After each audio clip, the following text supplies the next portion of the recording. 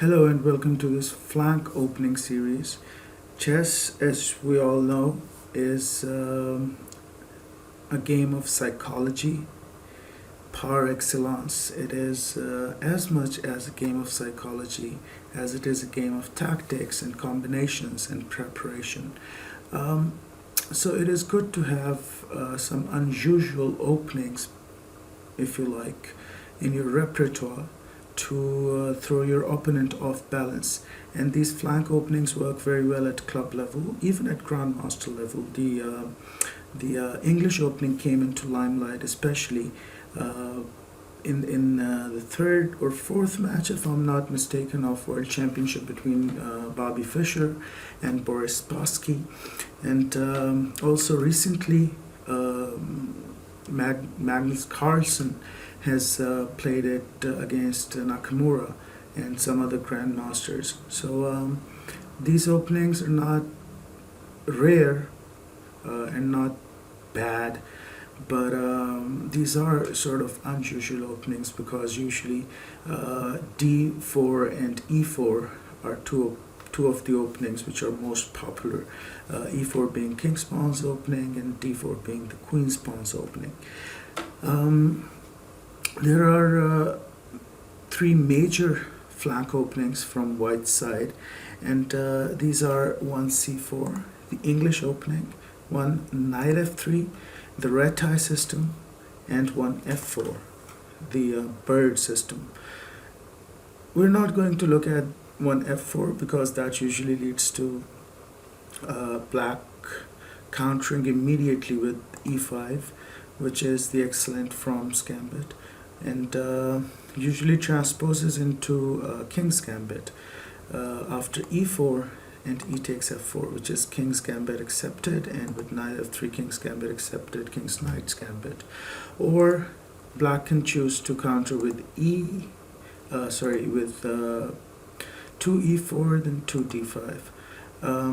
This is Falk's Beard counter gambit, and I have covered King's Gambit from Black's point of view in detail in the King's Gambit lecture series.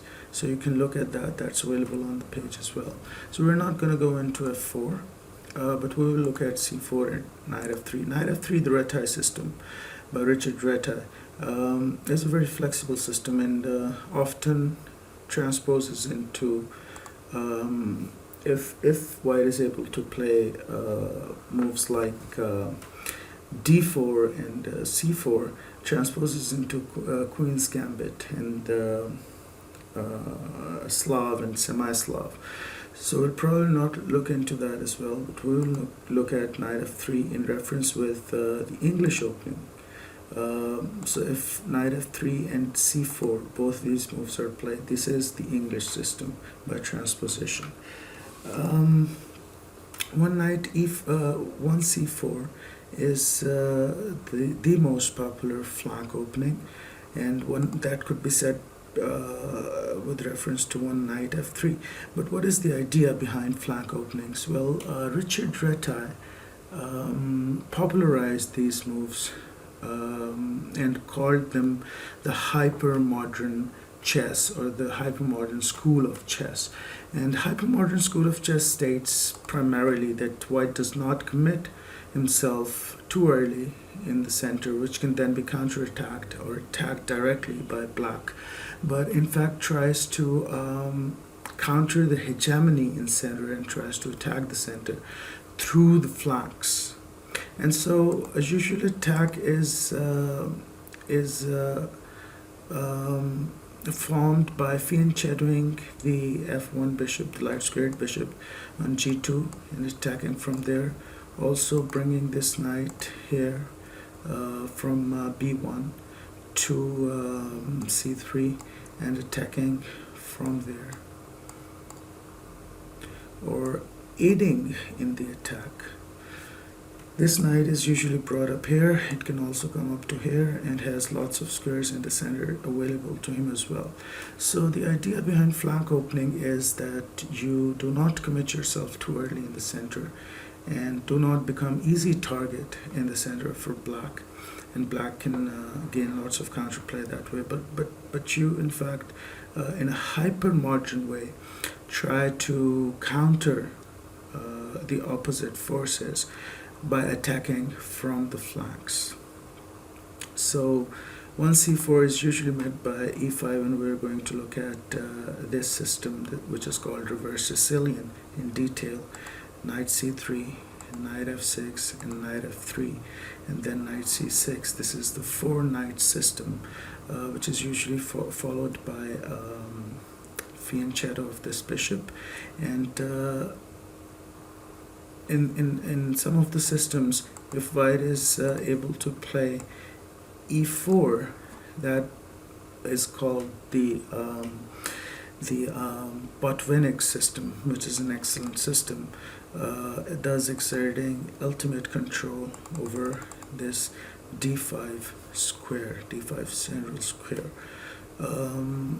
Also, I should mention here, by the way, since we are going to look at the English opening in detail, 1c4, after 1c4,